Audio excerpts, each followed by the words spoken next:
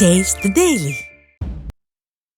ஞாயிற்றுக்கிழமை விடுமுறை தினத்தையொட்டி தென்காசி மாவட்டம் குற்றால அருவிகளில் ஐயப்ப பக்தர்கள் கூட்டம் அதிகரித்து காணப்பட்டது. குற்றாலம் பகுதியில் உள்ள அனைத்து அருவிகளிலுமே தண்ணீர் ஆர்ப்பரித்து கொட்டுவதால் சபரிமலைக்கு செல்லும் ஐயப்ப பக்தர்கள் புனித நீராடி வருகின்றனர். ஞாயிற்றுக்கிழமை விடுமுறை தினத்தையொட்டி குற்றாலம் மெயின் அருவி, ஐந்தருவி, சிற்றருவி, புலியருவி உள்ளிட்ட 4 அருவிகளிலும் கூட்டம் அதிகரித்து காணப்பட்டதால் வியாபாரிகள் மகிழ்ச்சியடைந்தனர்.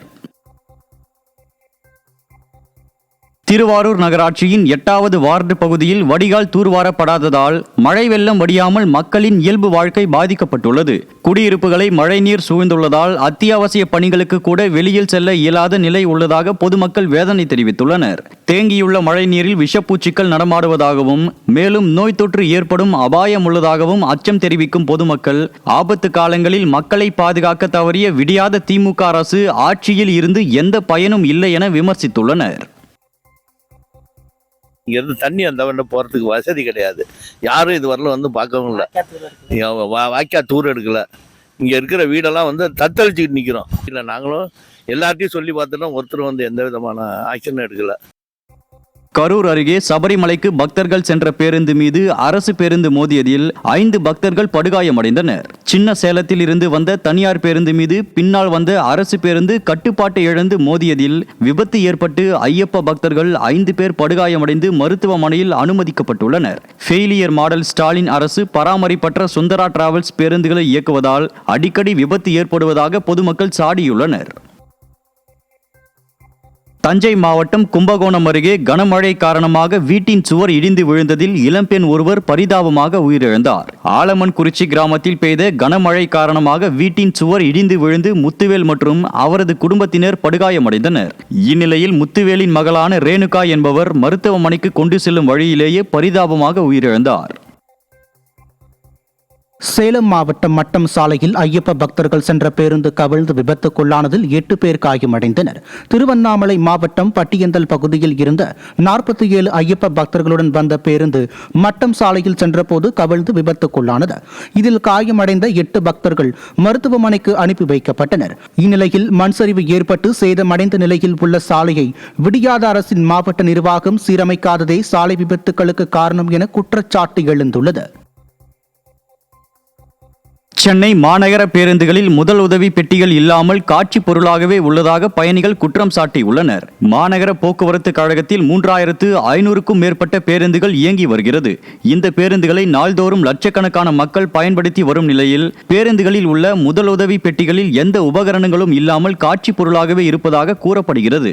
போக்குவரத்து துறைக்கு ஒதுக்கப்படும் நிதியெல்லாம் யார் பாக்கெட்டுக்கு செல்கிறது என பொதுமக்கள் கேள்வி எழுப்பியுள்ளனர்.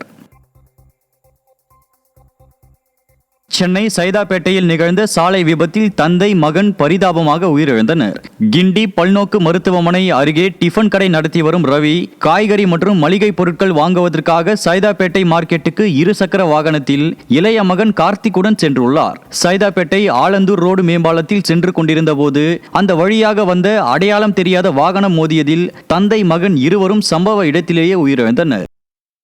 திருவள்ளூர் மாவட்டம் ஆட்சியர் தலைமையில் நடைபெற்ற ஆலோசனை கூட்டத்தில் தங்கள் கட்சி வாக்காளர்கள் திட்டமிட்டு நீக்கப்படுவதாக அதிமுக பிரதிநிதிகள் குற்றம் சாட்டியதால் பரபரப்பு ஏற்பட்டது.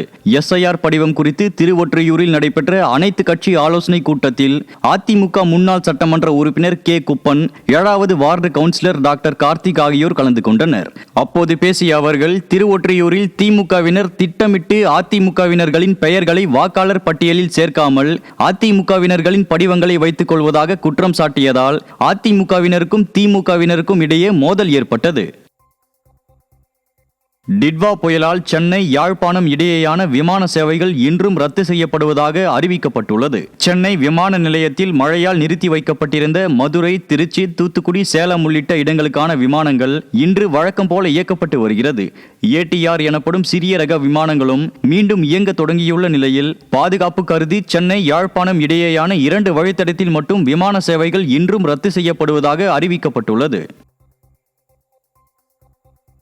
திருவாரூர் மாவட்டம் முத்துப்பேட்டை அருகே மயானம் செல்லும் சாலையை சீரமைத்து தரக்கோரி அப்பகுதி மக்கள் போராட்டத்தில் ஈடுபட்டனர். ஓவரூர் வெள்ளைக்குளம் பகுதியில் மயானம் செல்லும் சாலை சேரும் சகதியுமாக மாறியுள்ளதாகவும் இதுகுறித்து பலமுறை புகார் அளித்தும் நடவடிக்கை எடுக்கப்படவில்லை என கூறி இறந்த மூதாட்டியின் சடலத்துடன் அப்பகுதி மக்கள் போராட்டத்தில் ஈடுபட்டதால் போக்குவரத்து பாதிப்பு ஏற்பட்டது. விடியாத திமுக ஆட்சியில் உரிய சாலை வசதியின்றி மக்கள் அவதிப்படுவது தொடர்கதையாகி வருவதாக குற்றம் சாட்டப்படுகிறது. கடந்த 10 ஆண்டு காலமாக இறந்த மனிதனை எடுத்துச் செல்வதற்கு முறையான ஒரு மயான சாலை வசதி இல்லாமல் அவர்கள் அவதிப்பட்டு கொண்டிருக்கிறார்கள். கடந்த 2024 மார்க்சிஸ்ட் கட்சி தலைமையில் ஊர் பொதுமக்கள் அனைத்து கட்சியும் சேர்ந்து ஒரு மிகப்பெரிய போராட்டத்தை அறிவித்து அந்த போராட்டத்தின் பின்னணியில் முத்துப்பேட்டை ஊராட்சி ஒன்றிய நிர்வாகம் இந்த மயான சாலையை உடனடியாக நாங்கள் போடுவதற்கு நடவடிக்கை எடுக்கிறோம் என்று வாக்குறுதி அளித்தார்கள். அந்த அடிப்படையில் அந்த மயான சாலையை போடுவதற்கான முறையில் கான்ட்ராக்ட் என்ற ஒப்பந்தமும் முடிவு செய்யப்பட்டு அந்த சாலை போடுவதற்கான தொகையும் ஒதுக்கப்பட்டு விட்டது. ஆனாலும் இதுவரை அந்த மயான சாலை சீர் செய்யப்படவில்லை. ஒதுக்கப்பட்ட அந்த பணம்